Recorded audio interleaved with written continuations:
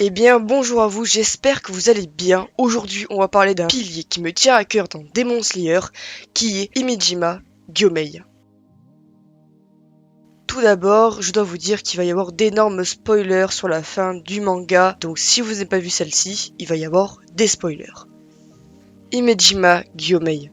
Seulement 2 mois après avoir touché un sabre pour la première fois, il est devenu le pilier de la roche. Il est pour moi le plus puissant de tous les piliers. De son chara-design extrêmement badass, Gyomei est une figure très imposante. Et de sa carrure totalement musclée, il sait très bien s'imposer.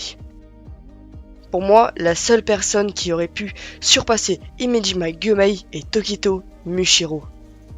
Mais alors, pourquoi Himejima Gyomei est tellement fort ? De son lourd passé qu'on parlera un peu plus tard, Himejima Gyomei en a fait sa force. Il a des facultés incroyables, mais surtout, il a un très grand handicap. Le fait d'être aveugle n'est pas rien, mais Himejima Gyomei a fait de cet handicap sa plus grande force. Cette très grande force qu'il a en lui permettra de mettre fin au jour de la première lune supérieure aux côtés de Sanemi Shinasigawa, Tokito Mushiro et Genya. Et surtout a permis de vaincre Muzan, même si cela lui a coûté sa jambe, mais aussi sa vie.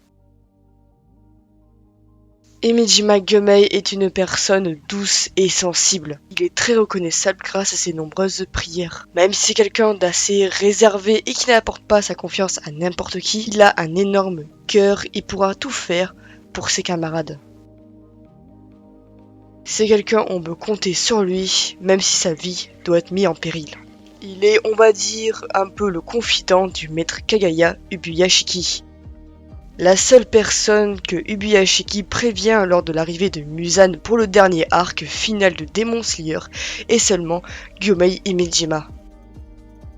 Kagaya Ubuyashiki savait qu'il pouvait compter sur Himejima Gyomei et surtout il savait que ce dernier n'allait pas contrer son plan. Himejima Gyomei sera donc le premier arrivé sur les lieux lors de la mort du maître. Le premier à donner un très gros coup à Muzan pour pouvoir l'immobiliser et après entrer dans le dernier arc final incroyable de Demon Slayer.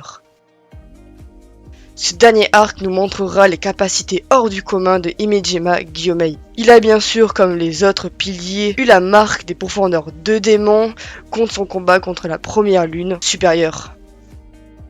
Bien sûr, il y aura différentes entrées fracassantes dans les combats qui sont tout simplement insane. Je vous assure, il me tarde trop de les revoir en animé, je pense que ça va être incroyable.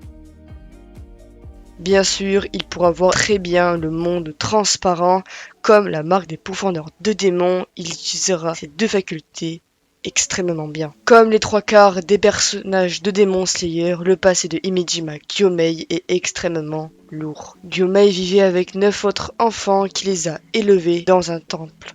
L'endroit où il vivait était bien connu pour les attaques de démons. Donc pour protéger les enfants et les autres personnes, Gyomei brûlait de l'essence de glycine pour éloigner tous les démons. Une nuit, un des 9 enfants a désobéi aux règles et donc s'est aventuré en dehors des frontières. Il s'est donc retrouvé face à un démon et pour sauver sa propre vie, il a dit au démon de plutôt manger les autres enfants que lui-même.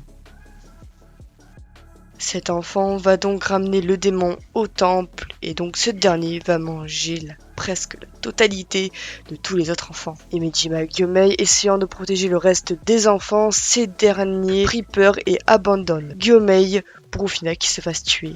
Juste après. Gyomei réussira à vaincre le démon après je ne sais combien de coups qu'il a dû donner grâce à ses facultés incroyables. Malheureusement, lors du lever du soleil, énormément de personnes vont vouloir aider au temple et le dernier enfant en vie au nom de Sayo criera attention, il est un monstre, attention, il les a tous tués. Malheureusement, les habitants vont croire que c'est Himejima Gyomei qui a donc tué tous ses enfants et donc sur un simple malentendu, ce dernier va se retrouver repoussé. Il a carrément été emprisonné et accusé du meurtre de ses 7 autres enfants, mais le maître Kagaya Ubuyashiki le délivra et donc cela est pour ça que Himejima Gyomei deviendra un pourfendeur de démons mais surtout deviendra pilier seulement 2 mois après. Encore une fois, nous avons un personnage avec un très très lourd passé, mais c'est surtout un personnage totalement exemplaire. Sa mort est digne d'un pilier comme lui et je suis fier qu'il soit mort en étant heureux. Même si cela me brise littéralement le cœur, mais le moment de sa mort, quand il refuse aux autres pourfendeurs de démons de le soigner, il part avec le sourire. Il revoit après un dernier effort tous ses enfants autour de lui.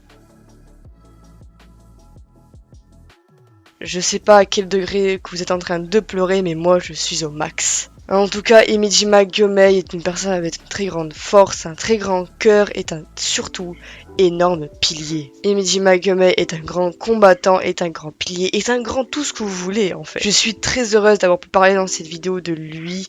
C'est qu'il y a encore une fois tellement de choses à dire à chaque fois sur ces personnages que je sais plus où m'arrêter. J'aurais pu aussi parler du fait de l'entraînement qu'il a eu avec Tanjiro, Inosuke et Zenitsu, mais il y a trop de choses à dire en fait, il y en a tellement et je suis obligée de faire des choix. En tout cas, j'espère que vous avez vraiment aimé le personnage. Moi je vous dis à la prochaine, salut.